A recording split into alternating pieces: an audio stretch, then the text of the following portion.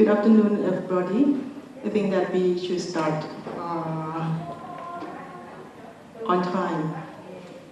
So this session is the economy and sustainability. We have 5 papers in this session. And for the first paper, we start with Mr. Supachet Jansan. So please welcome Mr. Supachet Jansan.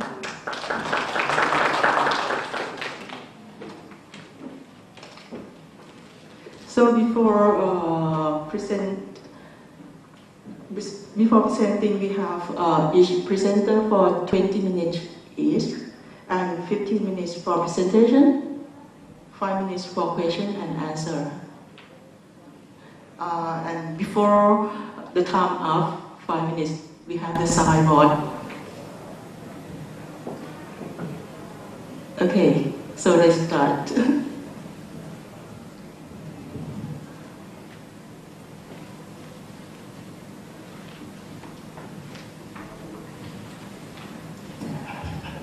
So before waiting, Mr. Supachet Jansan will present for the title of Economic Preparation for Retirement of Population aged 50 to 59 years old in Thailand.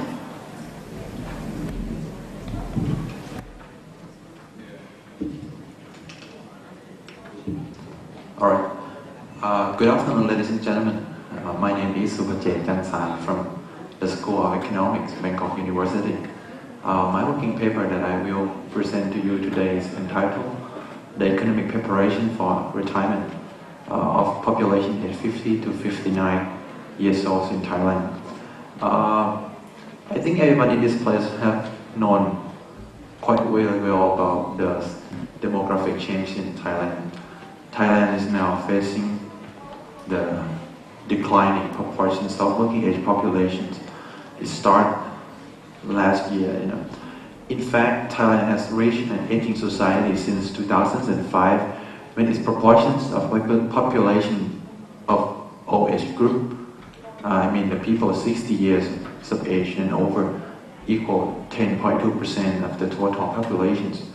Last year, in 2010, the populations of working age populations, 15 to 59 years old, reached the peak at 67% of the total population last year, and is expected to be declining afterward. On the contrary, the proportions of the old age people will constantly increase. So, such a demographic shift implies that the economic well-being of elderly people will be the vital tool for the sustainable economic and social developments of Thailand. In fact, normally the elderly people is regarded as the burden of the communities, for the family and for the nations. So it's very important for Thailand to transform the burden into the resource. Now, elderly people is increasing in proportions.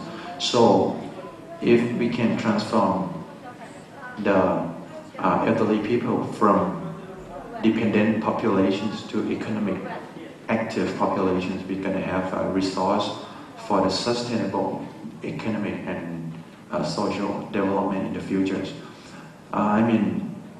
Elderly people with high economic well-being are likely to be regarded as the economic active population rather than just the dependent populations, leading to the persistent economic growth and social stability in aging societies.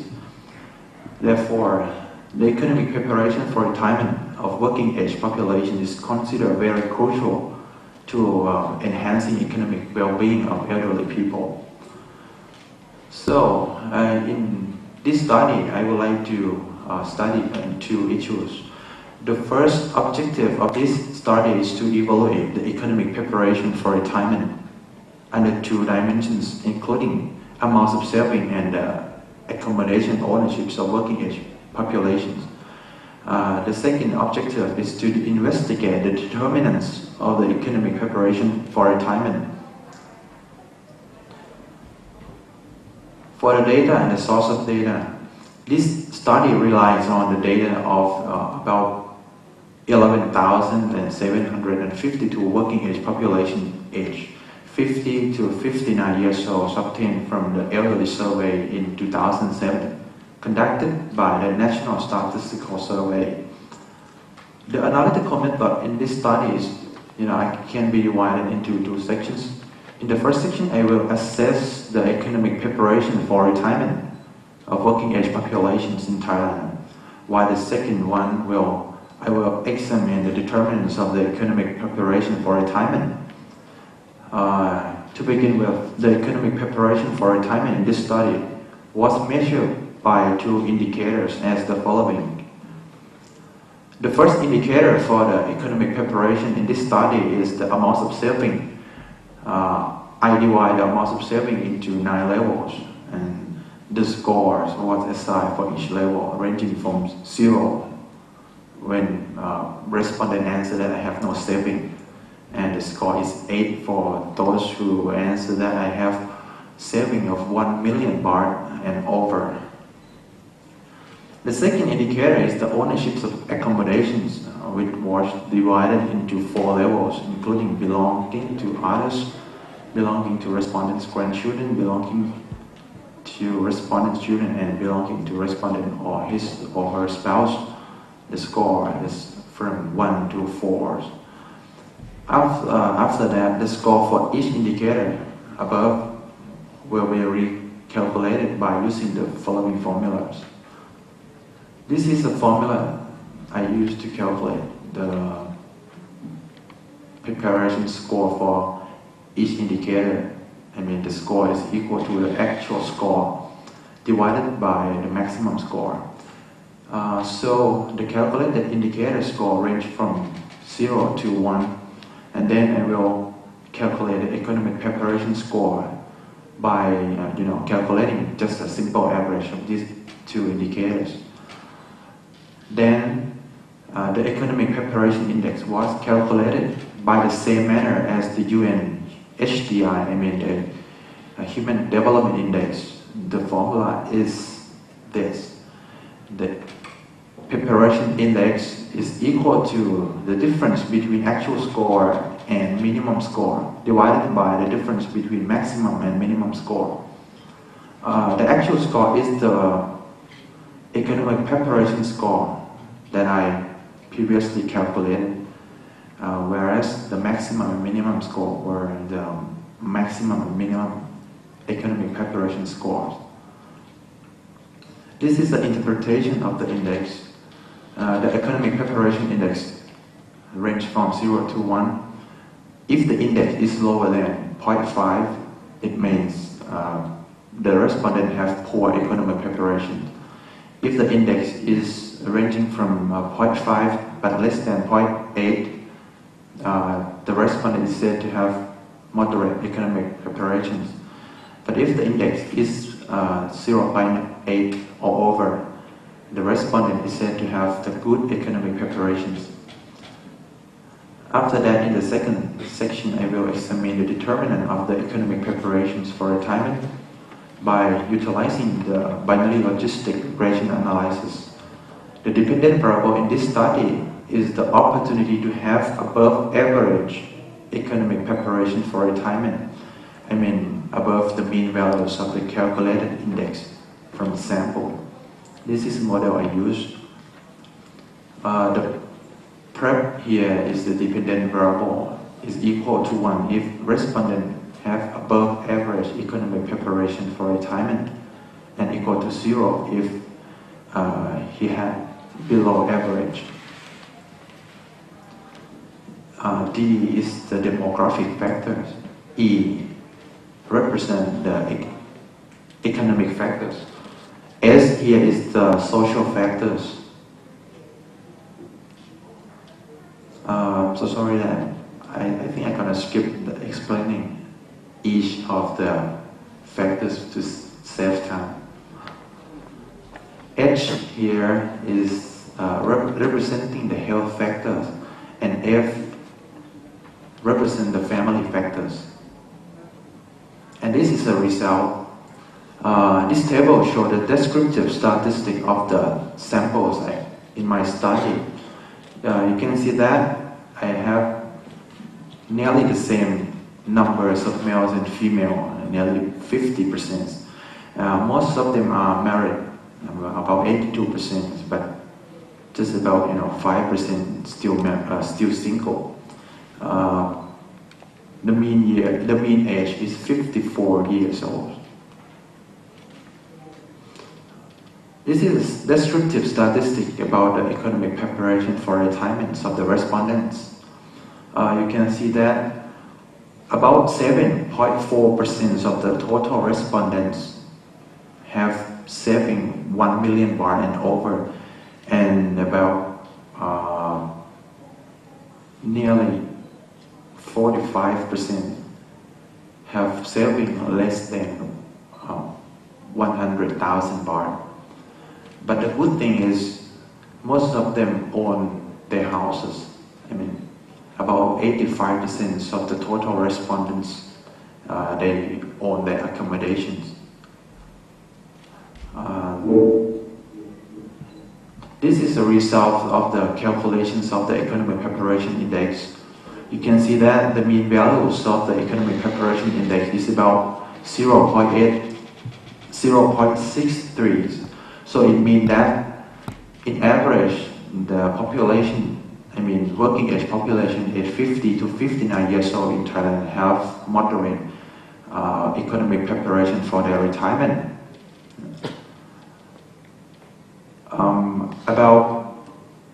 In fact, there are only about 23% of the total respondents who have high economic preparations, and about 33% have low economic preparation for retirement.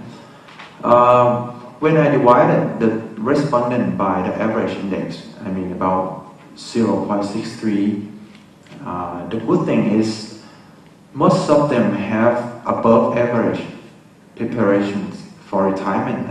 About 60%. Actually it's 59% of the respondents have above average economic preparations. This is the explanation for the previous table that I already mentioned.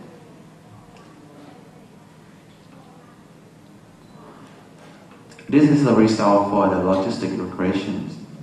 This is a table, and I have two tables here, and this is the explanation for the table. The economic preparation for retirement of working age people aged 50 to 59 years old in Thailand was determined by demographic, economic, social, health, and family factors.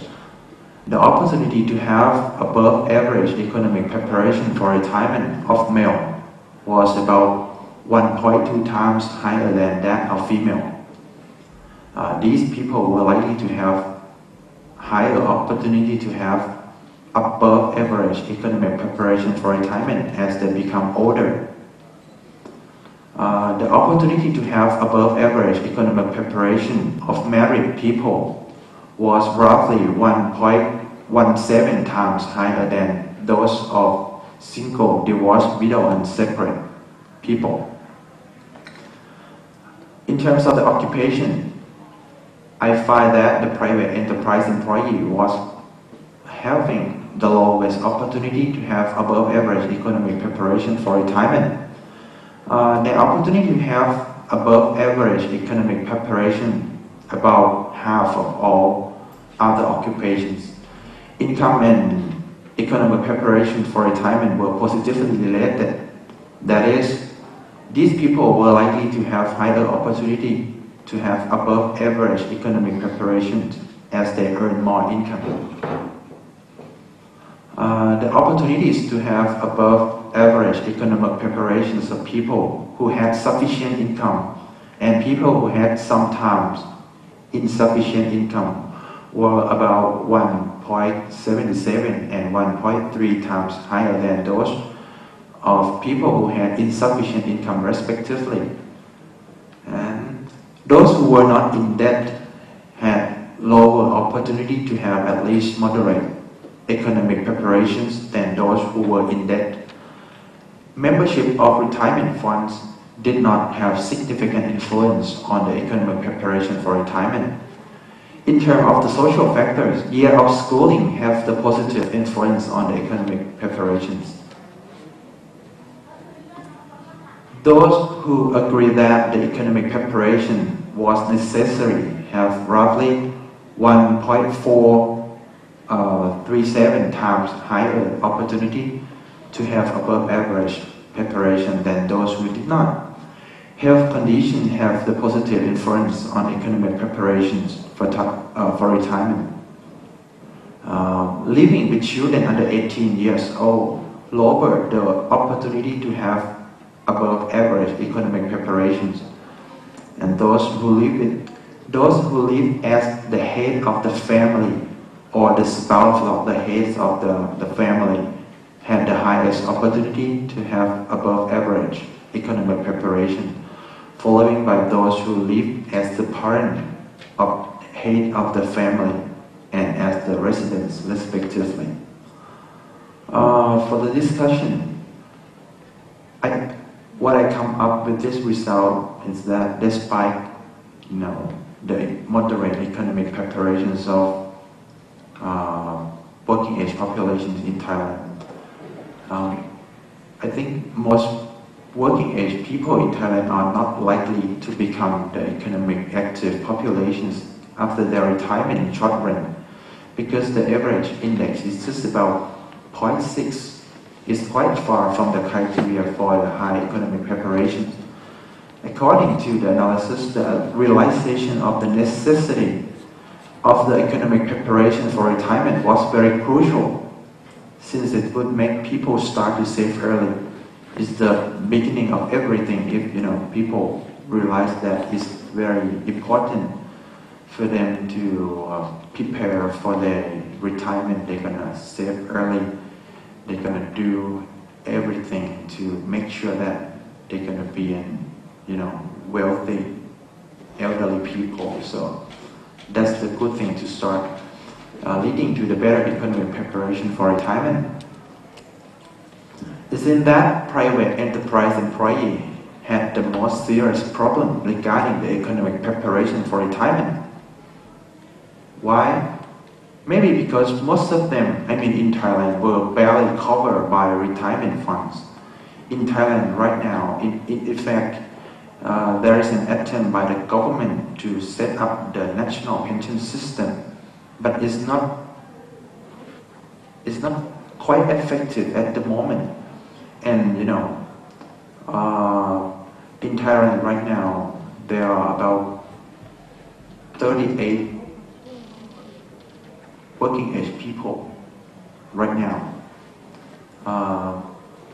About 10 million are covered by the pension system, so most of them never covered by the retirement fund at all, causing lower saving of them. As a result, they need help from the government at the moment to promote that saving. One other thing is that there is no significant influence of the memberships of retirement fund on economic preparation for retirement, implying that the retirement fund in Thailand had very little roles in promoting savings of working age populations in Thailand.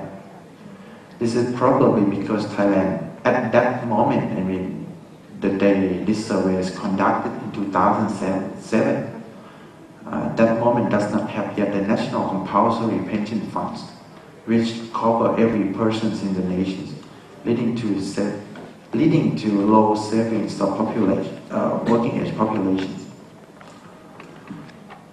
This study recommended the national compulsory fully funded pension system to encourage savings of working age population, even though right now the government already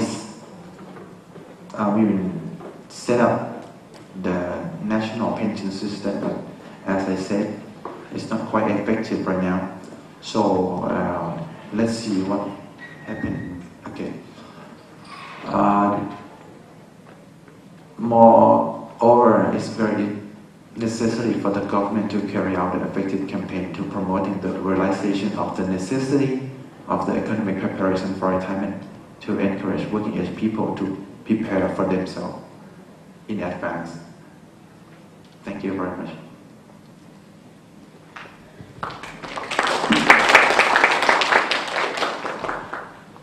Thank you. So we have 5 minutes for discussion. Any questions? Please. Very interesting paper indeed. I just have a little bit of question. What question is something that I want some clarification on you. When you talk about economic preparation for retirement, you're looking at savings as well as foundation. And I wonder if in the survey it is stated on what people save. Do they actually save for retirement, or in the survey the questions were asked, do you save? Because saving for the purpose of saving and saving for the purpose of retirement are the same things. It's just something that we need some clarification on the survey.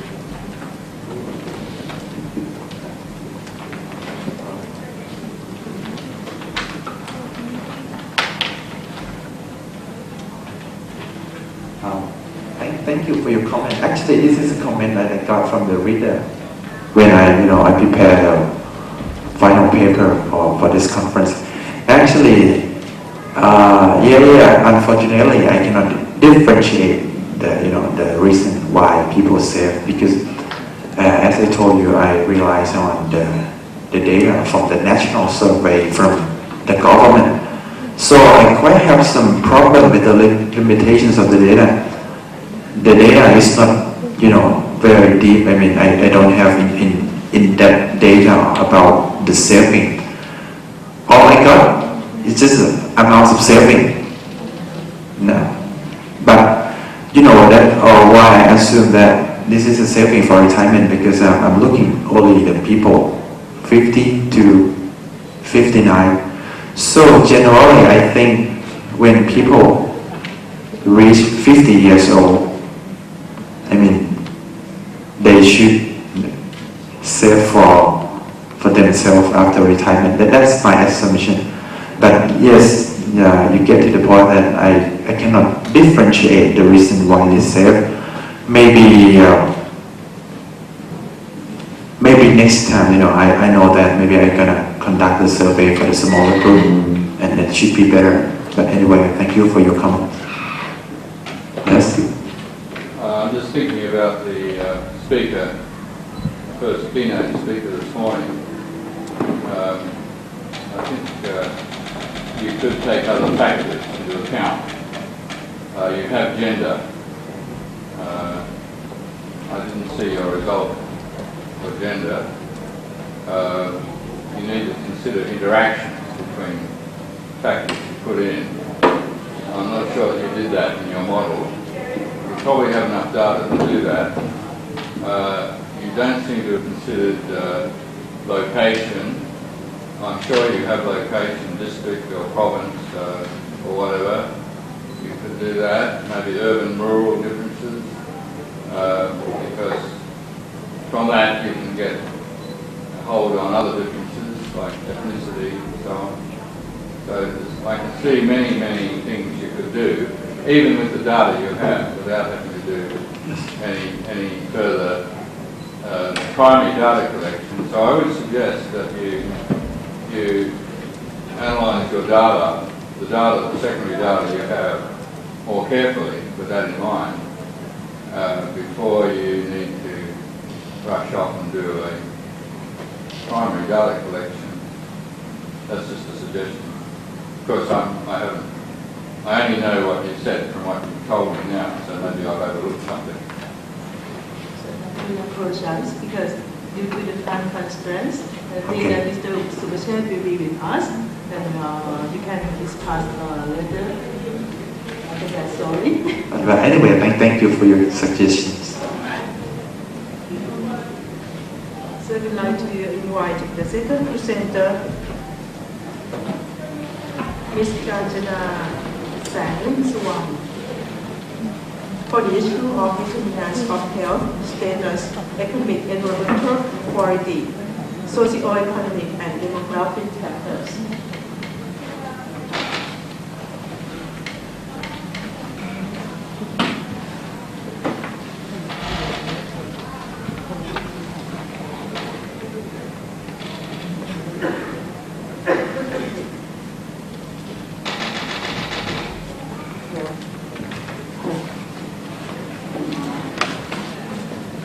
Hello everyone. It's okay. Okay, good afternoon everyone. It's good to be here today to present and discuss about my research paper. Today's topic that I'm going to talk is the topic of the determinants of health status, economics, environmental quality, social, economics, and demographics factors. Before we start doing any research, we start with the question like why we are interested in this research. Why am I interested in this topic? The first thing that comes to my mind is why each country has such a difference in health status. From the map, from the data from the WHO, we can see the child mortality rate in each country.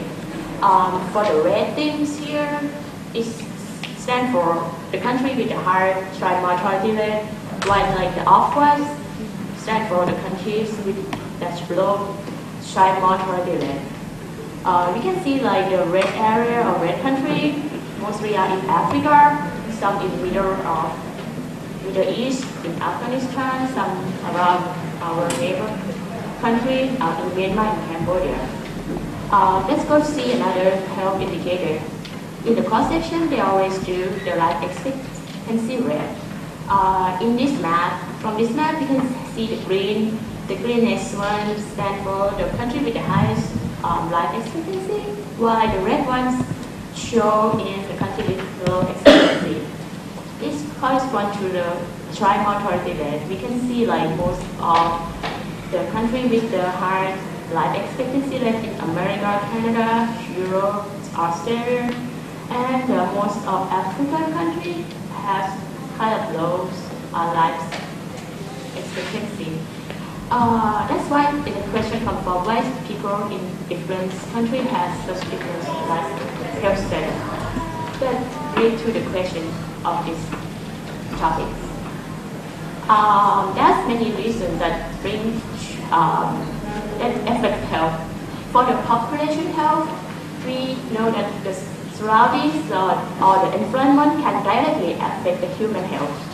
They have the word from the WHO called environmental health. As it says, environmental health is defined as any surroundings or environmental that can affect the human health. From the map, we can see the different types of environmental health risks, such as in the developed countries, such as in America, Europe, they have the environmental health risks from the urban air pollution. Also, they have the chemical hazards, but the countries like in the Middle East or Eastern European, they have both the urban air pollution, the chemical hazards. Also, they have the environmental health risks from the indoor air pollution, plus the child injuries. And tropical countries like in Southeast Asia, we have all those environmental health risks. Plus, they also have the help from the vector-borne diseases such as malaria and other vector-borne diseases. Hence, we can see like a lot of health effects that come from the surrounding factor as the environmentals. Like in this picture, we can spot like the air pollution is the is the pollution for all countries for the world. That's why the study will stick with air pollution as the environmental problems. For the next factor that can affect the human health, it might not be directly, but it's indirectly. We know like people with higher incomes. Sorry. Okay, people with higher incomes can have a chance to get the better health or well-being. In-depth theories or like theoreticals about this from the Samuels Preston that they say. What does the Preston say? Preston say they have the Preston curve that they say that the relationship between health and incomes has in the concave increasing. What is the concave increasing mean? It means that the health, when the income increase, the health is getting better but in decreasing rate. And we can see like it's increasing but in decreasing rate as a shape of the curve. That's why they have this model. Besides that, we also have the relationships between employment and incomes, as they have many studies under the hypothesis of environmental closeness curves. What does the environmental closeness curve says? The environmental closeness curve say that they have the inverted U-shape between employment, degradation, and per capita incomes. The reason behind this is as the development go, they have the industrialization that use less efficiency or dirty technology. But once the economy grows enough, they should switch to the service section or the better technology that can bring the pollution decrease. They can decrease the pollution and bring more green to the country. But this environmental closeness curve is quite debatable, so they have some type of shape. Some study has been debated that it's not always true that the income will bring the environmental degradation down, because at the end they have some study that show that they have kind of ancient curve between pollution and incomes. From reviewing all the literatures and the question that I want to study, I set the simply conceptual framework that the main determinants of the health status can divide to be 4 categories. I use the air quality as environmental problems. Economic factors also affect the human health, and they also have some factors such as socio-economic factor and demographic factor that affect the health status. From this conceptual framework, I can derive to be simply empirical models here. First, I'm going to test the relationship between environmentals and incomes as they do in the environmental closeness curve hypothesis, as the environment is a function of the incomes, its qualitative terms or its cubic term, its significance. And I also want to test data about the determinant of the health as represented in the function form of health as a function of the incomes, environmentals, socio-economics, demographics.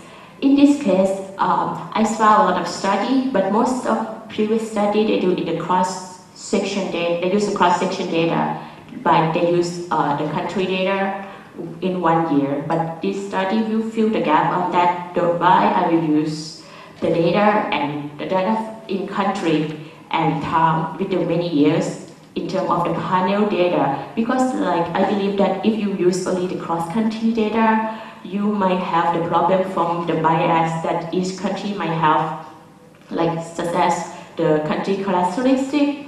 With the panel data, this can fix this problem by it can capture the unobserved country-specific factor. This is the process that how I will do with the data after I got this data.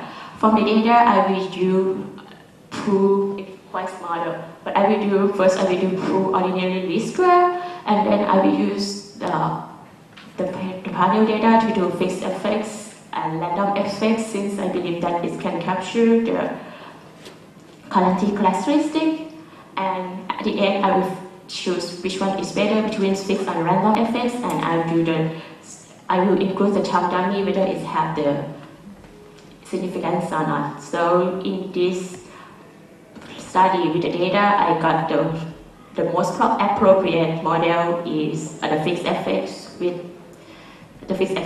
no dummy variables. So from the data, I use the cross-country data, 80 countries in 1990, 1995, 2000, 2005.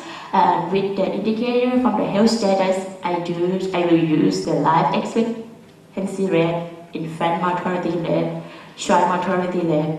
While the environmental data, I will use the air pollution, I use the index of particulate matter, in the microgram per cubic meter.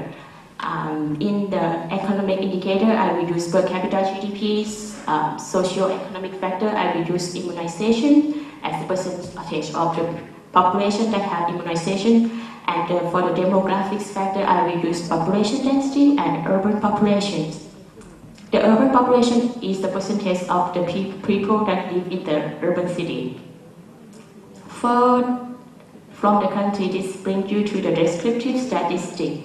For the mean, I got 67.75 years for life expectancy. For the infant mortality rate, I got the mean about 37.75 per thousand live birth. And then particulate matter, I got the mean about 64.49.